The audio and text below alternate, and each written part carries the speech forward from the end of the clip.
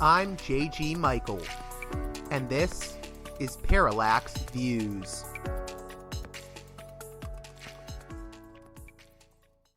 Hey there, Parallax Views listeners. On this edition of the program, we'll be hearing from first-time guest Michael F. Duggan, whose work you can read at Counterpunch. He formerly ran the Realism and Policy blog and talks about a concept he calls moderate realism. He's influenced by foreign policy thinkers of the 20th century, like, most notably, George Kennan, the man who gave us containment theory in the Cold War. And we're going to be talking about regionalism, multipolarity, and moderate realism in the conversation to follow. You may not agree with everything that Michael has to say, and I know a lot of people have issues with realism. I'm interested in realism within international relations theory. Sometimes I have disagreements with realists, other times I align more closely with them, and I find it an interesting and often fruitful form of thought.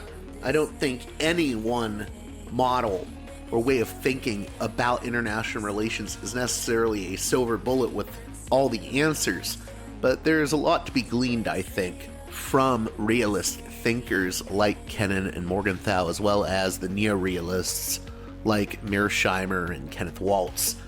So I hope you'll listen to this with an open mind, as I did.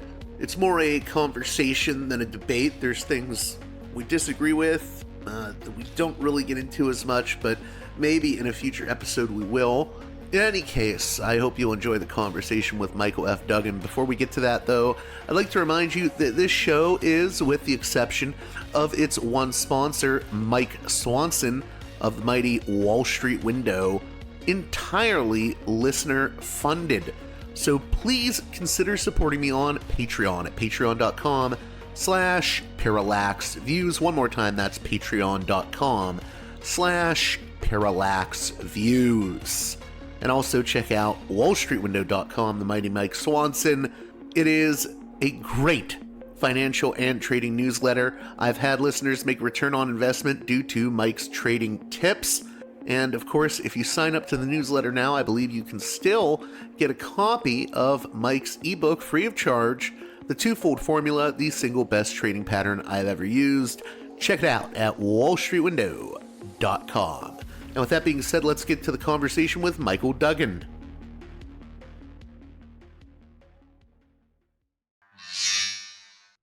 Welcome to Parallax Views, the first-time guest on the program, and I hope we'll have many more conversations if this one goes well, which I think it will. I'm talking with Mike F. Duggan, who holds a doctorate from Georgetown University in American History, a minor in modern Europe, and a collateral concentration in Western philosophy.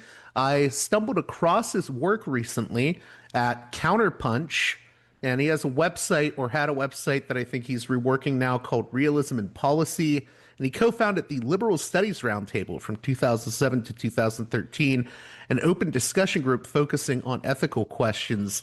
We're going to be talking about realism, a term that is often thrown around but little understood, and we're going to be applying it to what we see happening in the world today. And we're also going to talk about multipolarity, Mark Carney's speech, and we'll cover a lot of ground. But how are you doing, Mike? Good. It's been a busy day, but I'm glad to be here, and thanks for having me. Let's start with the most obvious of obvious questions, which is, what is realism? Because you ask a million different people, they may give a million different answers. Sure. I'd say realism is an attempt at an approach to policy that is shorn of ideological and really moral considerations. A lot of the differences may be over whether or not it is the quest for power that defines realism, or it is whether or not a nation is attempting to achieve its perceived interest. I tend to fall into the latter category. I think that realism is an attempt to achieve a nation's perceived interests. And by the way, there is a huge range of realism, as you well know. I mean, there is, of course, Mearsheimer's offensive realism, but there's also real extreme realism. You have the Realpolitik of Bismarck and the hardball, dare I say, crackpot realism of people like maybe Richard Nixon, maybe maybe someone like Kissinger to some degree, where it's a much more aggressive form of realism, and I would not subscribe to that. You would say that you call yourself a moderate realist. What does that entail? Well, essentially, it believes, and I believe this is in the tradition of George Kennan, that not only does a nation act best when it acts in its own interests, but when it acts with a certain degree of moderation. And what I mean by that is, if you take a very hardball approach to realism, it tends to turn people away from you. You know, if you're Nixon and you're going into a peace agreement talk, and you increase bombing at that time, that looks like bad faith. So I think a more realistic approach is if you act with moderation, and even in case liberality, some cases in liberality, it actually produces better results. And my argument also is that moderate realism is desirable because that it also produces better moral results. Yeah, I want to delve into Kennan because I have listeners that may be unfamiliar. Now, he's most known for developing the containment strategy when it Correct. came to the Cold War. But one thing people often forget is as time went on, he became a lot more critical Yeah. of the US, I guess you would call it the military industrial complex, or he became a questioning of Uber hawks. Can you Yeah. speak to that more and how Kennan influenced you? Sure. I think Kennan kind of painted himself into a corner. I think before Yalta, before Yalta and up through Yalta, I think he thought that his historical and cultural understanding of the Soviet Union and Russia was not being, especially what Stalin was up to, was not being taken seriously by the Roosevelt administration. And I think what he did was he came up with, he wrote the long telegram. He eventually wrote the X article, and the X article got the attention of Forrestal, who was more of a hardcore Cold Warrior. And I think they oversold the idea. And I think because of that, Kennan needed to walk it back. By the time the Soviet Union is falling in the 1980s, it was an albatross around his neck. He felt he had to walk it back. So in my opinion, it was containment in Kennan that won the Cold War, or allowed for the West to prevail. But having said that, he didn't like the fact that containment had been taken over by, in my opinion, lesser advisors, lesser men, and had been escalated into, initially NSC 68, then it becomes the new look, then it becomes, flexible response, and eventually it comes back to detente, which is more like, probably closer to what he had in mind. What By the was way, that for people that don't know? NSC 68. NSC 68 was an initiative by Paul Nietzsche, and I'm guessing, I forget whether it's 51, 52, but right in there. And in many ways, it cemented in place the military-industrial complex. After after World War II, we never fully demobilized, but in the context of what was going on in Western Europe and then the Korean War, we come up with these monster military budgets, a lot of R&D towards weaponry. And that wasn't so much a phase of containment so much as it was a parallel development in the government. But and then you have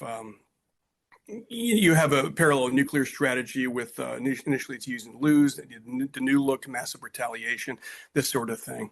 But I think for Kennan, he saw nuclear weapons as a far greater enemy than any temporal foe.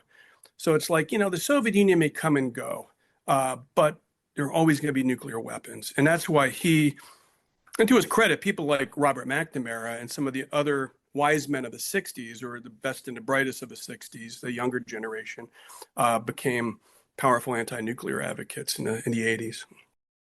Do you think there's any core misunderstandings people have about Kennan as a thinker? Because he can be difficult because I think he does have a bit of an elitist streak in how he thinks and talks, but I think he's Yeah. also very insightful. So even if you don't like him personally, I think there's a lot to take from him. And I also think he was a profound thinker and critic. I think you hit it on the head there. I think that's right. And I think it's something that his biographers, after John Lewis Gaddis, after the initial big biography in 2012 or whenever it was. But I think that's right. He was an elitist. He actually discusses that issue in his 1990s book, Around the Cragged Hill, where he talks about his philosophy. And he talks about elitism in a good sense, in a bad sense. And he doesn't, I don't think, subscribe or advocate snobbery, although I'm sure he was a snob at times. But he also talks about elitism in the good sense of the word. He says it comes from the old French word elect. We all try to go to the best college we can. Is that being elitist? So I think he tries to deal with that. But your point's well taken. He was a part of that very white, very male establishment of the 40s and 50s and 60s. But there's also an ugly side to Kennan, not just elitist, but actually ugly. He by today's standards, he would very much be considered a bigot. I think in his personal outlook, I'm sure he entertained views that today would be considered racist. But I think like most great thinkers too, we have to look at the area of his importance versus his failings. But you said, how do we misunderstand? Do you have another part of your question? Yeah, the misunderstandings people have about Kennan. Kennan is a difficult character. He's a self-torturing man. As Andrew Bacevich said, this guy had a warehouse full of awards and still thought he was a failure. He didn't like the fact that everybody respected him, but nobody listened to him really after he was in government. I mean, Kennedy brought him back to be the ambassador to Yugoslavia in the 60s. But he's this brooding, this brooding, self-torturing, frequently depressive. You read his diary. Well, I was going to say, even when he got older, I think he supported the Second Vermont Republic. He was into secessionism. Yeah, well, that's the thing about Kennan. What I like about Kennan is that he doesn't have like a grandiose theory. He addresses issues as they come up. So it's like he's looking at each problem as if it is fresh and he never thought about it before it comes up. Oftentimes with a solution that may seem to contradict earlier ones. Well, I was going to say too, not to interrupt you, but I think he also, once a political issue was settled, he didn't necessarily revisit it. Yeah, I mean, that may be true. I'd have to know examples of what you're saying, but I think that's right. I mean, he would certainly brood over them. He would write in his diaries what he didn't like about what Eisenhower or Carter was doing. But again, he also didn't like the fact that his name was permanently tethered to what he thought of was kind of a bumper sticker, which is containment. And I think he thought that when you come up with these grandiose terms, and I wouldn't say that containment is a meta theory, like say Mearsheimer's idea of offensive realism, but it is a grand strategy. It's a basis for a grand strategy. And I think he didn't like he liked the idea of having flexibility of thought and he thought that problems were complex and didn't want overarching solutions, I don't believe. What do you think his greatest contribution was, at least in terms of your thinking and the thinking of realists more generally? Well, this would probably anger Ambassador Kennan, but I think you have to say that one of them is containment, which despite the variations and frankly the vandalism of later people, it still worked well enough to buy the time to allow the seeds of its own destruction, to allow the Soviet Union to collapse as he predicted in the mid-1940s. I would say his other great achievements would be really being the primary architect of the European Recovery Program, the Marshall Plan. And it's a wonderful little anecdote. He approaches Marshall and says, "How do you want me to go about this? And what advice would he give me?" And Marshall replies, "Avoid trivia. Think big. Let's fix this." And that shows you that people like Marshall and Kennan thinking big at the time. And before that, you have Roosevelt and the New Deal, and that's what impresses me. But the thing I would say about Kennan is that he was usually right in his prescriptions. And even when he wasn't right, he was interesting. Like, for instance, he was against, I believe, if memory serves, he was against the creation of NATO, and he wanted to reunify Germany in 1949. Well, that was certainly too early. It wouldn't have worked in 49, but it did happen eventually. So a lot of times when he saw things, his prescriptions, I think a lot of times he was just ahead of his time, and that's why people didn't listen to him. He told us in 1966, Vietnam is not a fundamental interest. This is a misuse of containment. Containment meant to be political, not military. Even late in life, in 1992, he advises us not to go into Somalia and gives us his reasons. virtually on his deathbed, not his deathbed, but pretty close, to 2001, 2003, he's telling us not to go into Iraq. So he himself saw this quality as being a Cassandra, as being slightly ahead of the pack. I think that's actually fairly modest to him to say that. I think he was many times considerably ahead of the pack. I want to move into realism more generally, but maybe we can do this by talking about, do you know Anatole Levin at the Quincy Institute? I'm sorry? Oh, yes, of course. Anatole Levin, yeah. Yes, Anatole yes. was telling me once that a lot of times people think that realists are only concerned with war. I don't think that's true. And Anatole said that as well. He said, someone like Kennan was very concerned with issues related to peace and Oh, exactly. diplomacy. I think Same you could with say, like Morgenthau as well. yeah, if I speak about Morgenthau, it might be out of my depth, but I think that with Kennan, he was certainly interested in peace. I think all the evidence shows he didn't like these little brush fire wars. In 1950, you have Truman, you have Marshall telling MacArthur, don't let civilian authority stand in the way of a military leader achieving success in the battlefield. Kennan's like, you go north of the 38th parallel, you could bring in the Chinese. And that's exactly what happened. So it seems to me he wanted to cool things down.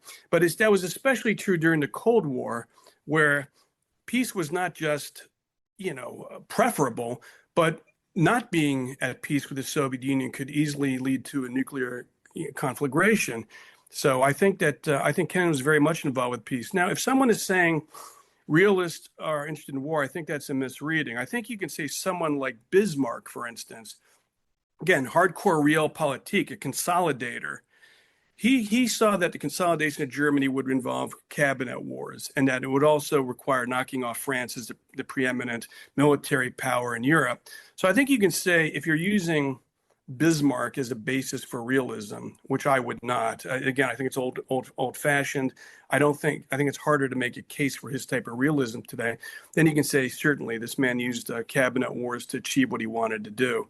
But I think when you're talking about, again, moderate realists today, when you're talking about people like Mearsheimer, if you're talking about people like maybe Jeffrey Sachs, Andrew Bacevich, Stephen Walt, these are very serious men and thinkers, and to me, to a person, they are all interested in avoiding conflict.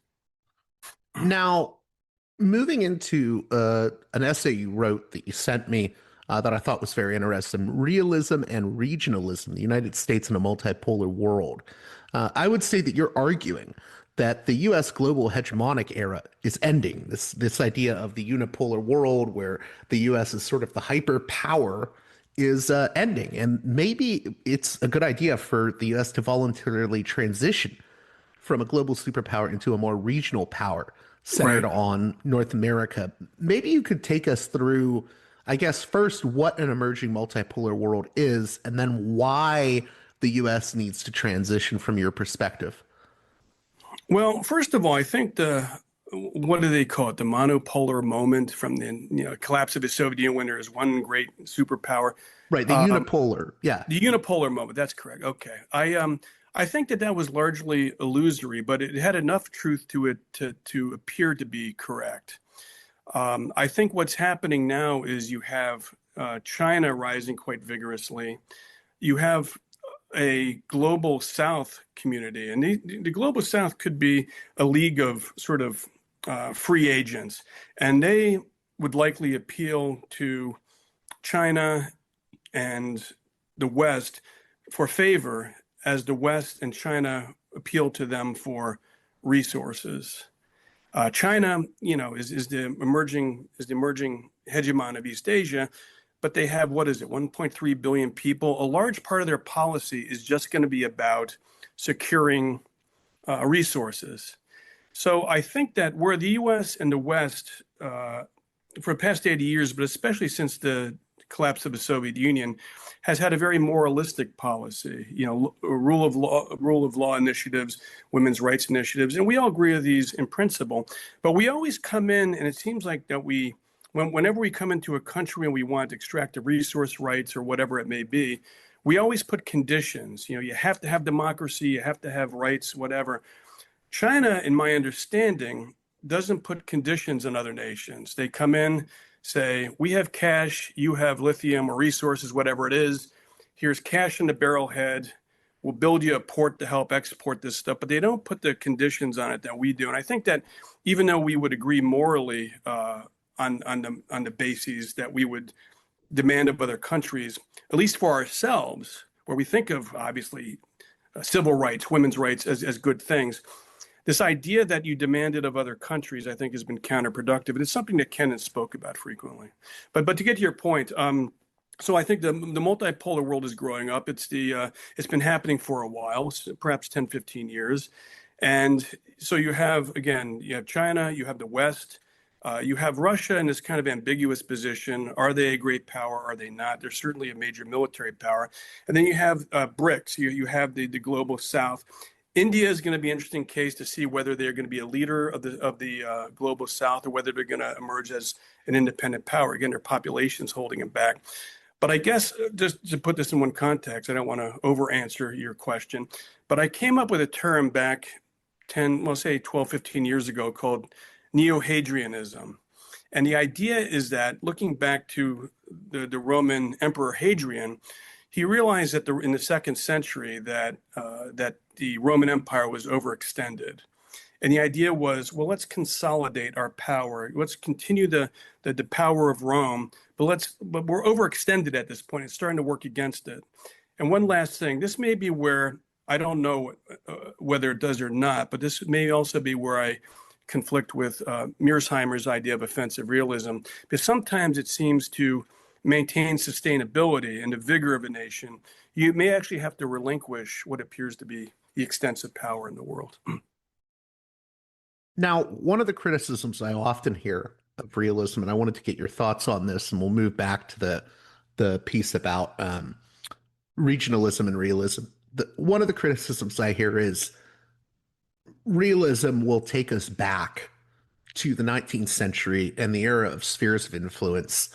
And, there will be a loss of these ideas like international human rights and this idea of a post-Westphalian world. Now, my argument is I don't think we live in a post-Westphalian world. No, I think there's absolutely. an illusion of it, but... Well, to paraphrase Mark Twain, the death of the Westphalian world has been greatly exaggerated. Nations still act on their own interests. I would say that bringing us back to spheres of influence is inaccurate. And this, I may contradict myself here in the sense that I don't believe that human affairs have rule-like formulas. But if there is one rule-like formula, it is that as long as there will be large states, there will be spheres of influences around them. And, again, I say Mearsheimer has too much of a theory. Maybe this is too much of a theory. But the idea is that as long as there are large states, the spheres of influence around them will exist in perhaps a similar way that gravity exists around planets or stars. It's just a fact. We don't like the fact that perhaps Russia exerts influence in Ukraine, for instance. But it's going to happen. You push a military pact right up to Russia's border, and you're going to get a war. It's just a fact. And during the Cuban Missile Crisis, the Soviets put offensive nuclear weapons in Cuba, and we responded. So I don't think it's a matter of going back. Let me add one more thing. The globalized world of today more closely resembles 19th century imperialism than realism does. Because when you have rich nations doing business with less wealthy countries, developing nations that have resources and human capital that are to be exploited, it creates these disparities that are very similar to the relationship of a host and mother nation back during the late 19th century in terms of imperialism. I would say that economic globalization is actually a form of economic imperialism. We just don't call it that. The other argument I will hear is, since you brought up Ukraine, and I don't think it's entirely unfounded, but if we go back to spheres of influence, what's to stop a bigger nation from bullying a smaller country within the region? So Russia can just bully its neighbors, or China can bully its neighbors, or the U.S. can bully its neighbors. The U.S. can just go in and dictate Venezuela what their policy should be. So how would you respond to that? I would say that under a realist regime, it's not in your interest to bully other nations, but you will dominate the region, and bullying does happen. During the British Empire, look how the British treated Ireland. During the Japanese, various times of history, look how they treated Korea. It's unfortunate, and a great nation should not act that way, but it will at the very least exert influence over those areas. I think, again, I think a nation acts best when it acts with moderation. In my article on realism and regionalism, part of my formula is, yeah, we're going to dominate the Americas. We are the regional power here, but it is in our interest to be a good neighbor. If we help these countries with agricultural programs, with economic development, that's better for everybody, and it will be under our influence. And if people stand up to the United States and represent outside influences, it could lead to conflict. But, you know, it's, again, I may be contradicting myself because I don't like it when Mearsheimer comes up with what appears to be a deterministic theory of human behavior. But my own deterministic theory, if I have one, would be that we may not like spheres of influence, but they do exist whether we like it or not. Do you think there's an argument to be made that even within the spheres of influence, if a dominating power within that sphere oversteps or has hubris in how they treat their neighbors, it can actually blow back on them? Yeah, and I think it does. I mean, I think the way the Soviet Union treated the nations of the Eastern Bloc was very heavy-handed.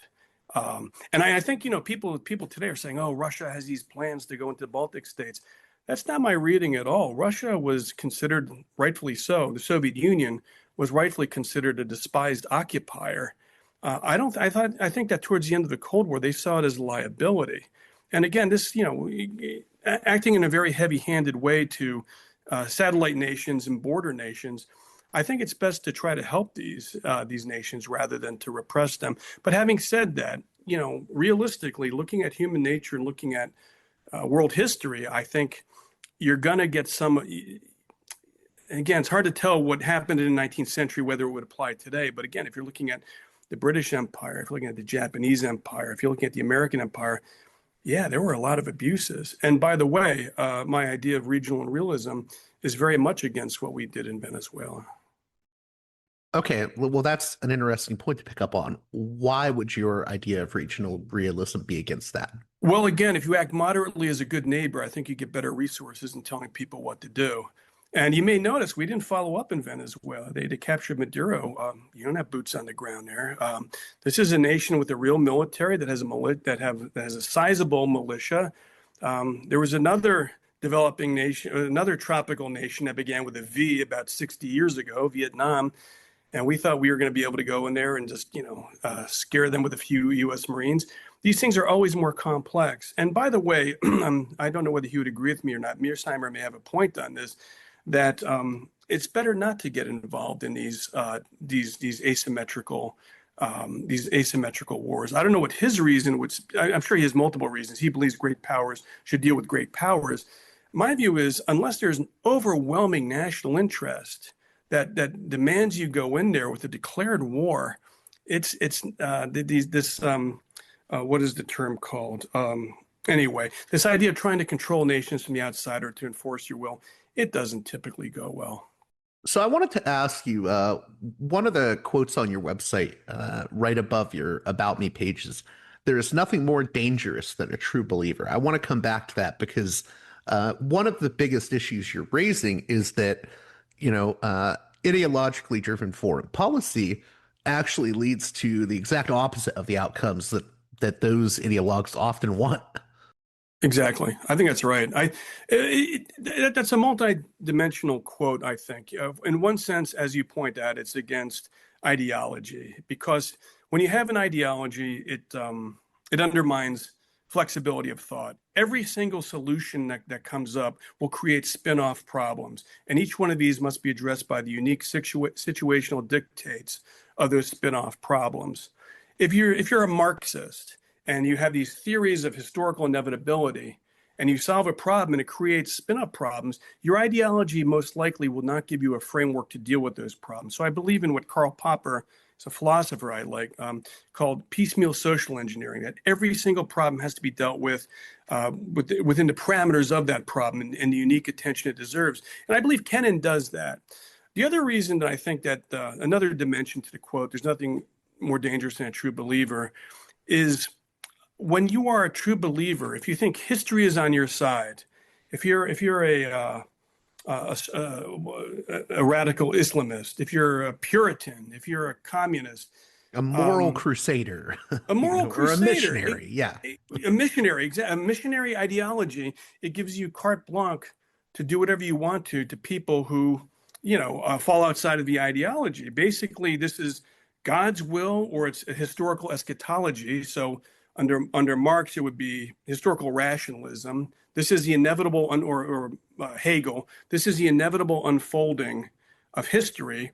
Therefore, we can do whatever we want to encourage that. Now, I guess you can make a counter argument saying, well, if something's historically inevitable, then why do anything? This is going to happen anyway. But typically, it's not how revolutionaries work. Most of the people that I'm familiar with historically, whether they are, whether it's Oliver Cromwell, whether it's Trotsky, whether it's modern Islamists, a modern apocalyptic Christian, these people believe that they are being active agents in the world to bring forth an inevitable historical endgame. And in my reading, to date, one of the things that all eschatologies have had in common is that they've all been wrong.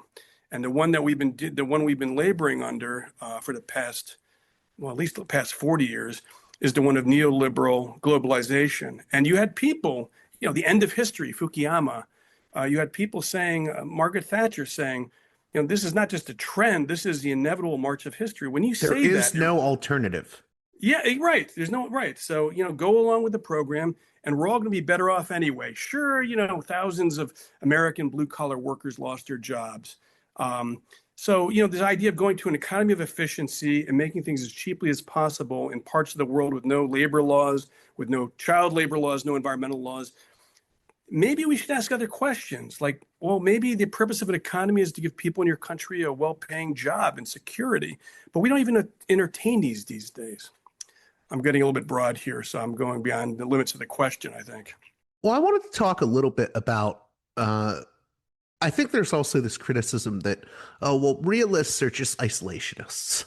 And I don't think that's true. No. And I also think I think you would say it's a false binary. Yeah, people say that they're isolationists, and that maybe in a foreign affairs context, that maybe they're libertarians, that there shouldn't be any overarching laws. And Mearsheimer's point is that there really aren't any overarching laws. He's probably right about that. I think it's a false argument. I think that you have these extremes of isolationism / autarky on one side, and I think you have overextended imperialism, globalization, internationalism on the other.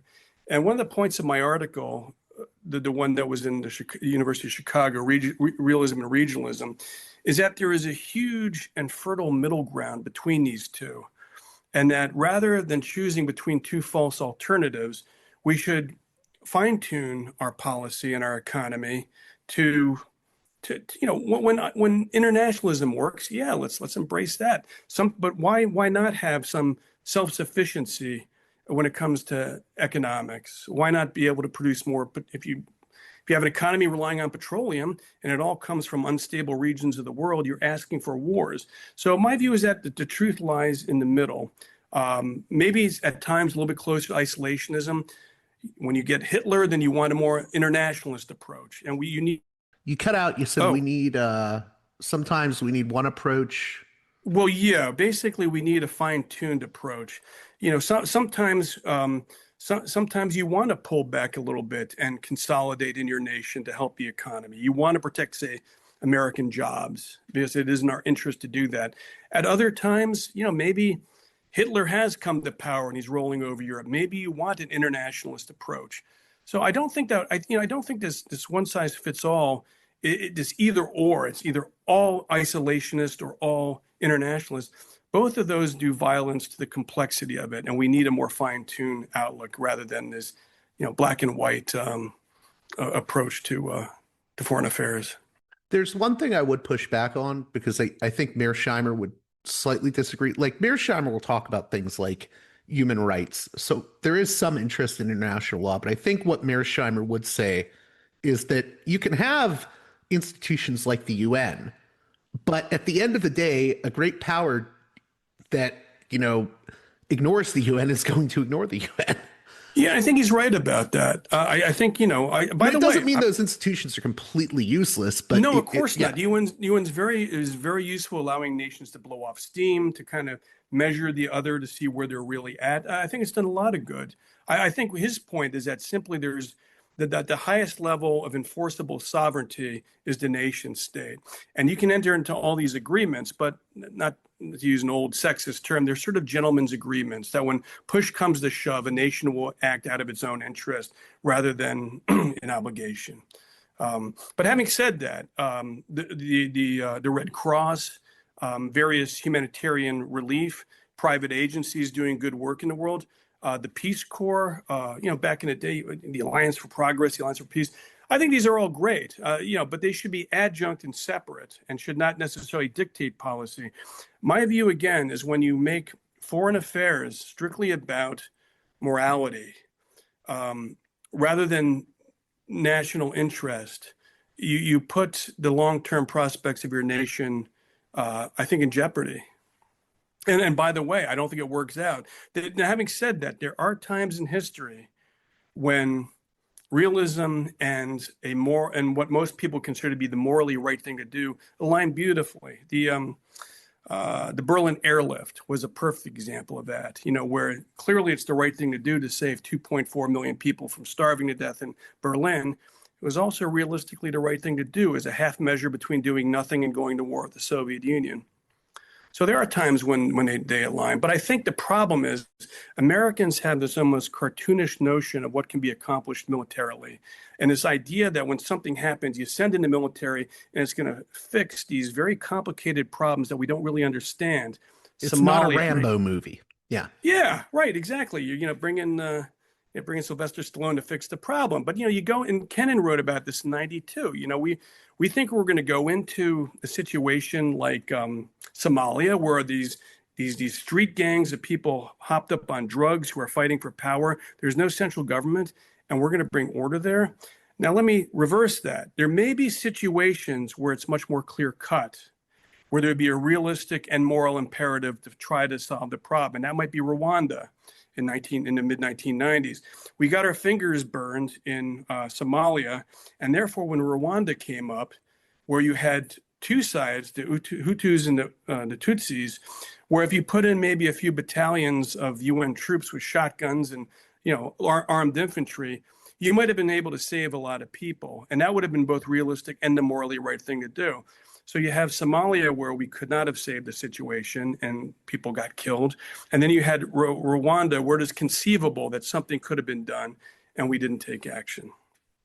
Now, one of the strategies you talk about is neo-Hadrianism. What exactly do you mean by that, if people are unfamiliar? Yeah, well, as I was saying, Hadrian was the 2nd century emperor. And at that point, the Roman Empire was vastly extended. It was, it was the power in the West. And Hadrian thought that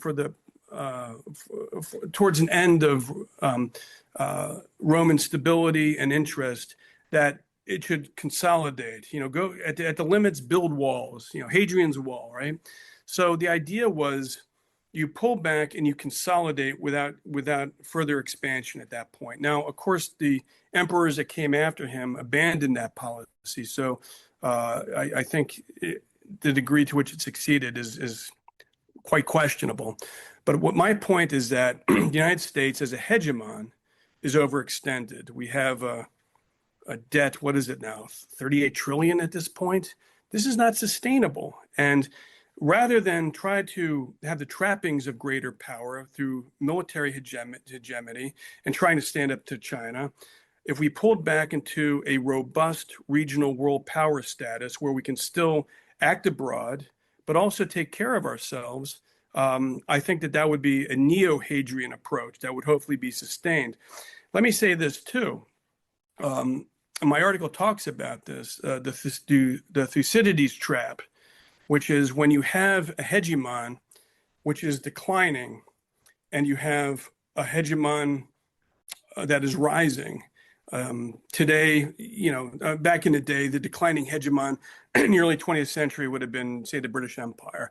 And the rising, or more accurately, the revitalized powers would have been Japan and Germany. And of course, 2 world wars followed that. So today, the rising hegemon is China. And the declining hegemon, in my opinion, is quite possibly the United States. And these are inherently unstable situations. The United States has all these vested interests in Japan, South Korea, less so in the Philippines now, but Taiwan, and a downwardly mobile hegemon will try to cling to its power vis-a-vis the rise of the rising hegemon, and therefore you could get conflict. One last thing on that. And it's something that I'm not sure Mearsheimer deals with. Perhaps he does. He sees nations as competing primarily to increase their power. But we shouldn't forget also that nations also have histories and personalities to some degree. And to some degree, history is also destiny. That what happened in the past determines to some degree in the future. China is a huge land empire. And as a rising hegemon, they will certainly flex their muscles. But I'm not a China expert, but my understanding is that China is not overtly imperialistic historically outside of the borders of China. There may be exceptions to that, but my view is that with China is that they would most likely rather do business with the Pacific Tigers than to try to knuckle them under militarily, so that without provocation, they would probably prefer to do business with Taiwan, Japan, Korea, rather than knuckle them under. I also wanted to talk about the geography of the United States and where that leads, because absolutely, I just wanted to add real quick. People like Robert Kagan will wonder, why aren't more Americans gung-ho about supporting the American empire, American interventionism? And I think it's because most Americans understand that we're protected by 2 giant bodies of water. Exactly.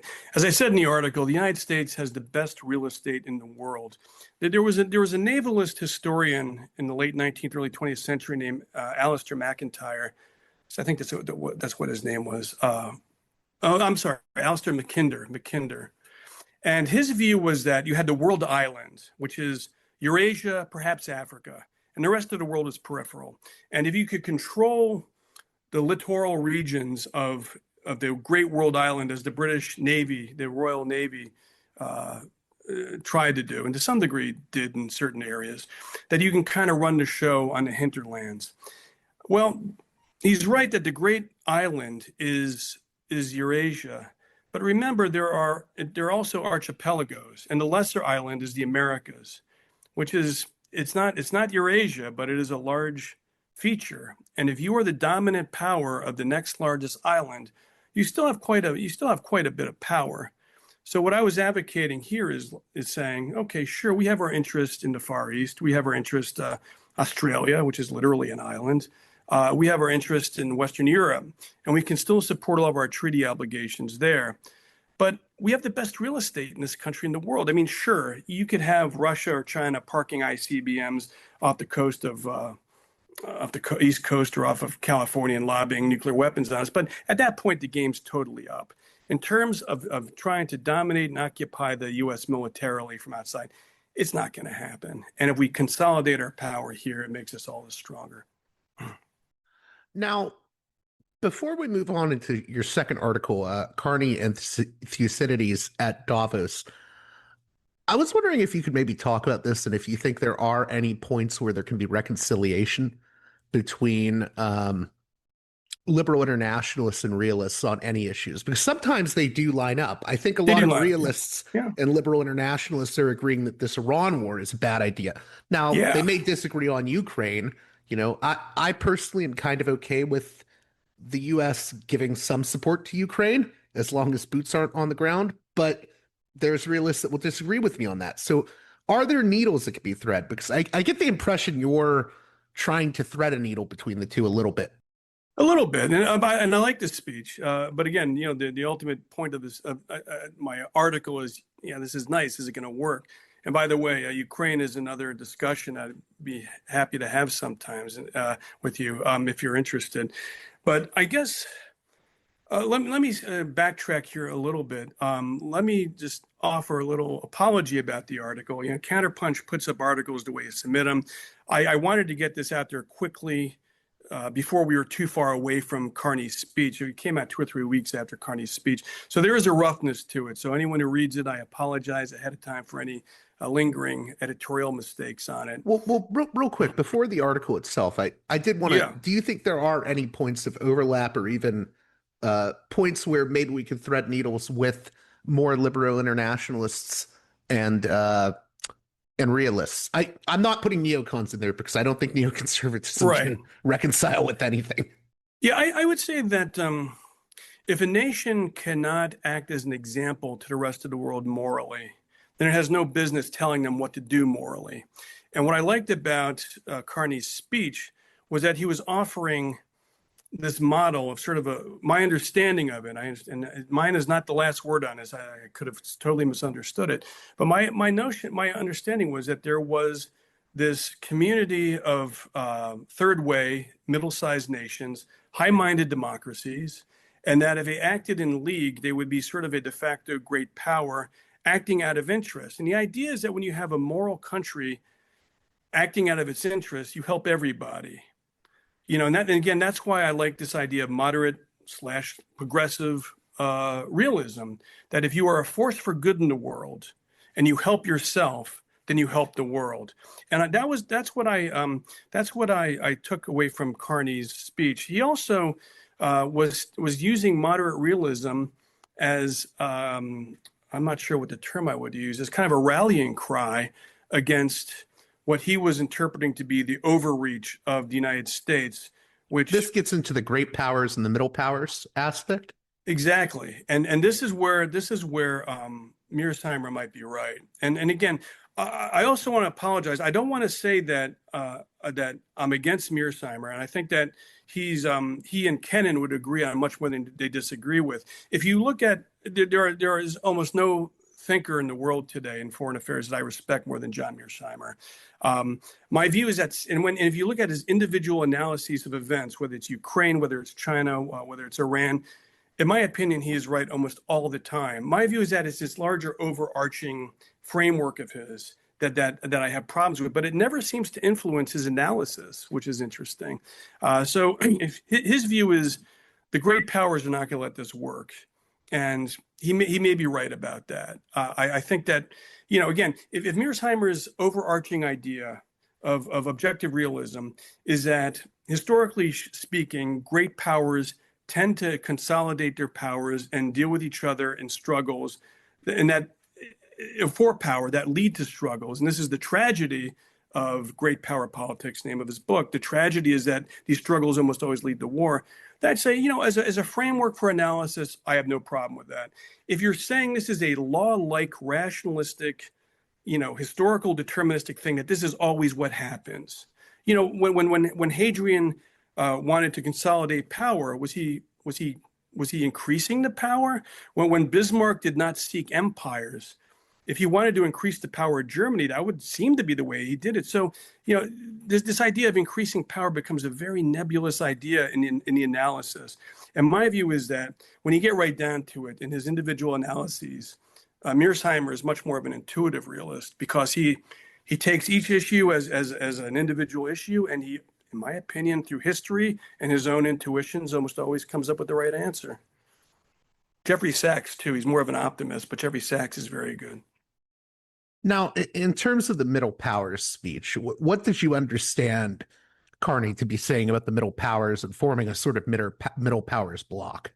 I think he was saying that the middle powers, whether it's NATO, Canada, Australia, it's hard to tell what a great power in the middle, where one ends and where the other begins. That these basically had become subservient, in some cases, maybe even vassal states to the great powers, and that this had not served the interest of these nations well. And that because of that, when you look at these nations, again, they tend to be democracies. They tend to be high-minded. They tend to be moderate in their outlook. They tend to have large middle classes, and these are powers to be dealt with. And I think what he's trying to say is that we have arrived, and that we are now going to be a power to be reckoned with. The question is, how does this supposed to work? I mean, does Canada lead a League of Nations, so to speak? And what happens when the interest of Japan and Canada diverge? So do you have this like series of different pacts based on the issue? Is it this large kaleidoscopic thing that's always changing, or is it singular and unified? And we need to answer these questions, I think. Yeah, and you could just have a very complex web of alliances where there's shifting partnerships, or it's an issues-based coalition, or there's overlapping economic alliances, or you could have a unified bloc with one leader, or you could have a situation where Carney leads but no one follows. Yeah, well, and I think your summary is exactly right. It could be a web of different leagues, based on interests, whether it's economics, whether it's geopolitics, whatever it is. But the deal that Canada just cut with China shows that you're still going to have to deal with the great powers. And I believe Mearsheimer would say that in those situations that the great powers still have an advantage. So, is it still the great power and what they want? Is it when it's more or less equal? Is it basically charity from the great power? David Hume says that in situations where there is no equality, then you basically have charity. And on the other hand, maybe China thinks, well, it's in our interest to give them something here. So again, the devil's going to be in the details. I don't know how this is going to work out. I was intrigued by the speech. I love the fact that he stood up. It sounded Churchillian. And then in the days and weeks after it, listening to people like Mearsheimer, some of the other realists, little uncertainties and misgivings started creeping into my thinking that I love this idea, but is it going to work? And it may be an example where Mearsheimer's idea of great nation politics may prevail. Before closing out, I'm wondering what you make of this latest venture the U.S. is undertaking in coordination with Israel going into Iran. And I know this is hot off the presses. You haven't necessarily written about it yet, but I think it's very dangerous. And I see a lot of triumphalism right now.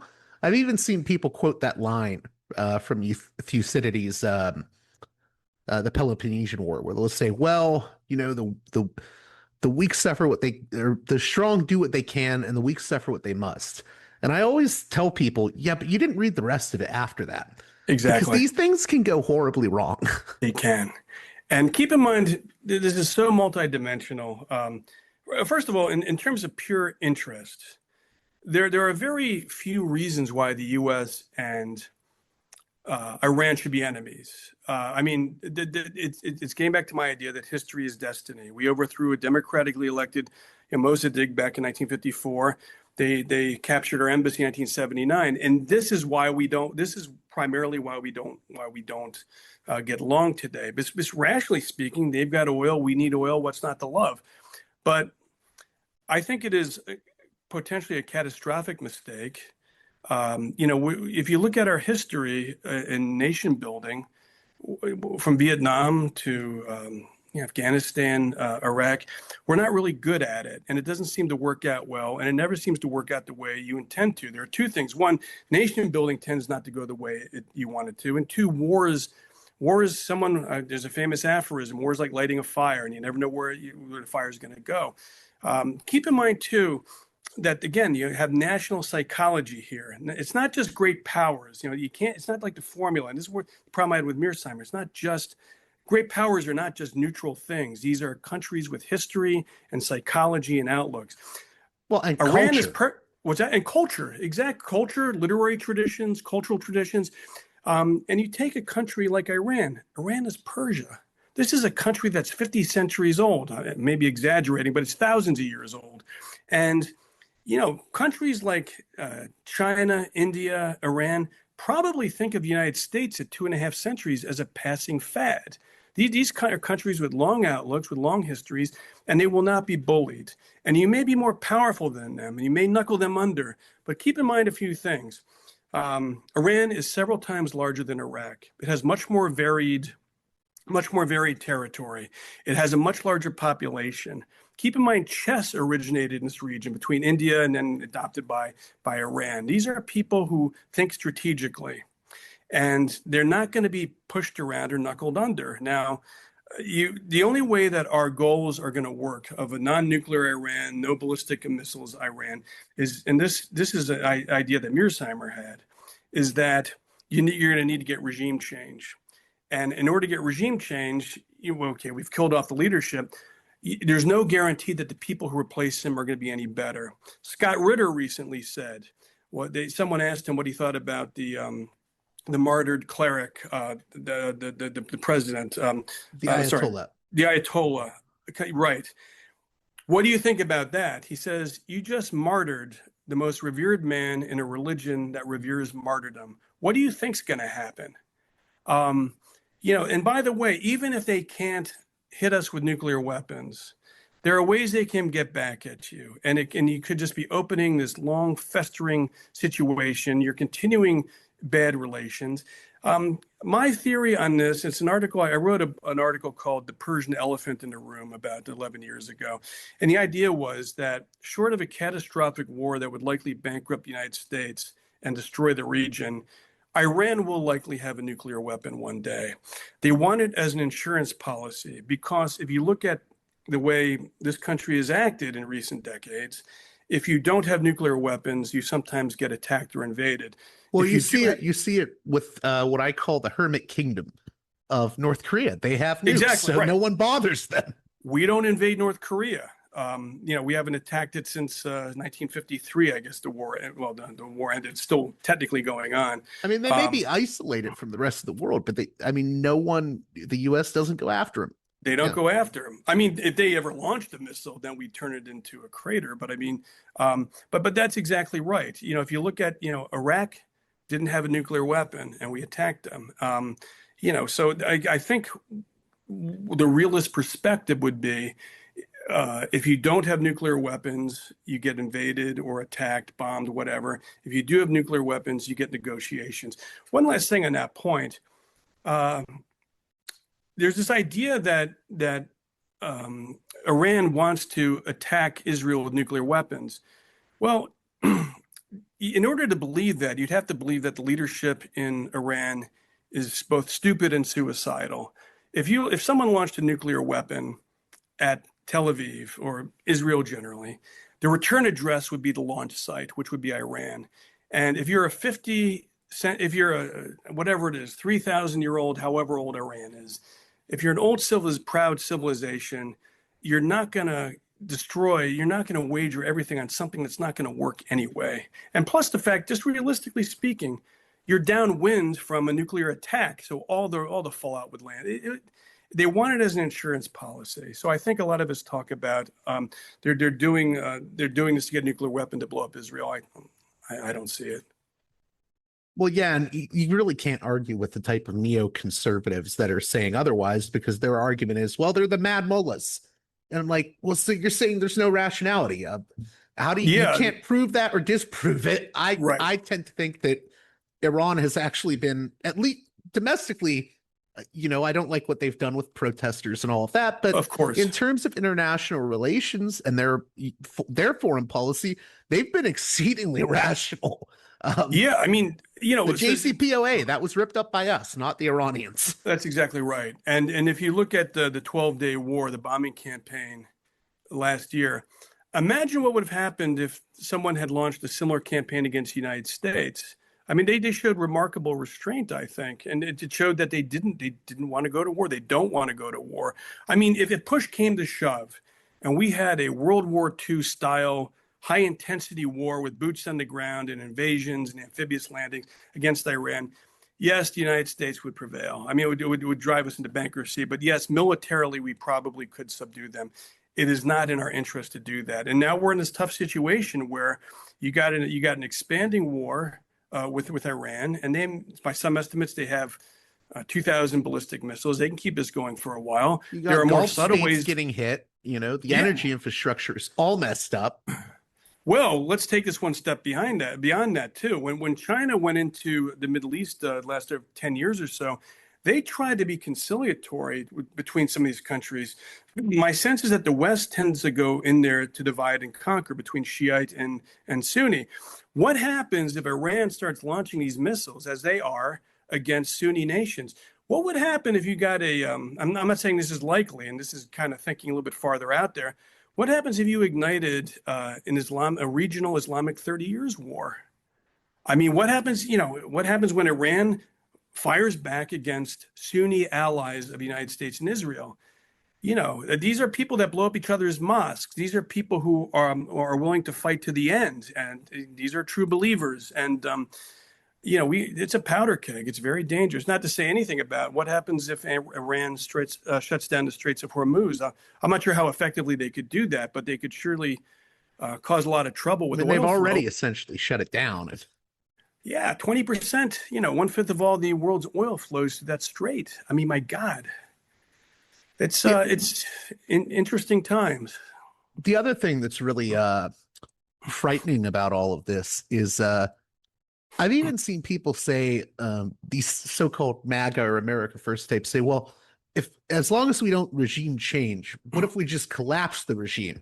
And I'm like, that's just as dangerous, because you're creating ground for a civil war and a refugee crisis. And well, right. I mean, right, refugee crisis, but that could potentially go either way. On the one hand, as you point out, you have Iran's a very young country, and you have a lot of westward-looking young people there who don't like the hardcore, Shiite, the clerical establishment, the clerical rule. Exactly. There's your civil war. On the other hand, when you bomb a nation, you can also push people closer together. And they're like, well, we don't like these guys, but we are Iranians, they're Iranians, and this is an external threat. So God only knows where this is going to lead. I think it's a misled policy. I think we've painted ourselves into a situation where there is no clear path to go. There's no clear strategy here other than there's no end game, and there's also no off ramp. Yeah, well, yes, and there doesn't appear to be end game. There appears to be no strategy whatsoever, except try to degrade their military. But again, what you degrade their military, so what? I mean, with the exception of maybe Kosovo, and I'm sure some of your viewers will correct me if I'm wrong. It's hard to think of any war or any large campaign that was decided the way you wanted it to come out through just an air campaign. My dad was an old Army combat officer, and his view was, the Air Force helped us out a lot, but eventually it's boots on the ground that win or lose wars. And I think the old man was right. Robert Pape, who has written a lot about that, would agree with you. I don't know if you're familiar with his work, but I'm not. Yeah, he's written a book called Bombing to Win, and he does stuff on the logic of terrorism, and he's a really good professor, but he can't really find any aerial campaigns that have led to positive regime change. Do you know where he teaches by any chance? I actually am blanking out on the college he works at now. Let me look it up real quick. Yeah, send it to me. Email it to me. I'd be curious to read that. Yeah. I mean, it's an open question period, the degree to which University of Chicago, I believe. Oh, okay. So he's wow. I wonder if he and Mearsheimer are buddies. Right. But it's an interesting question, the degree to which strategic bombing works at all. I believe, and again, I'm sure your viewers will correct me if I'm wrong, but I believe that the German military production in World War II increased until like January, February 1945, in spite of the fact that we were blowing up rubble at that point. But again, strategic bombing doesn't seem to have worked in Vietnam. Might have worked in Korea, because we destroyed almost everything in the north. But again, I appreciate what air power can do. But my dad was an old combat infantry officer, so I still believe it's boots on the ground. I agree. There's limits. Yeah. So. Well, I want to thank you again for coming on Parallax Views. How can my listeners keep up with your work at this time? I have a family member who's not in good health. I haven't done much writing since the the Counterpunch article on Carney and Davos. I took off. I had a Bluehost blog, Realism and Policy, and that just went dormant within the last month. I'm hoping to start up something on Substack in the spring, and what I hope to do is put up all of the Realism and Policy content going back to 2018 there, maybe a few of the articles I've had published elsewhere. But as of now, I'm not working on anything for publication at this minute. Well, thank you again, Mike Duggan, for coming on Parallax Views. Thanks, JG. Thanks for having me. A special thanks to my $10 and above tier supporters on Patreon, who make this show possible with their generous donations. Producers' credits shout out to those supporters: Aaron, Fabian, Jeremy, Matt, Big Bob's Beepers, James, Enoch, David, Sadad, Tristan, Bob, Eva, Miriam, West Bank Robbery Pod, B. Lund, Transnatural Perspectives Podcast, Dan, Nick, Elliot, Fabian, Tom, Arlen, Bo, Spartacus, James, G, Jamie, Will, JC, WV, Sutra, Orc, Catherine, Darko, Nathan, Holland, Dan, Mark, Chase, Olm, Gary, Emilia, Nick, Brace, Michael, and Brian. Please join those listeners in supporting me at the $10 and above tier of my Patreon page, patreon.com/parallaxviews, if you'd like your very own producer's credit on each and every edition of the program. Until next time, you've been listening to Parallax Views with Parallax Views to Parallax Views with Parallax Views. The way out is not simply to say, don't do it, just to prohibit. It's nothing else. If we don't do it, others will be doing it like crazy. So, we have to confront the problem. But no, basically, I know of the great anxieties, problems, new forms of control, but it's also new forms of freedom. This is why I always emphasize that internet and all this new digital stuff, it's a very ambiguous phenomenon, but it's the field of struggle. New forms of enslavement, but at the same time, new incredible forms of freedom. We have to accept the fight with no nostalgia for old, allegedly more authentic communities or whatever. I'm not afraid. I'm not afraid. I'm not afraid. I'm not afraid.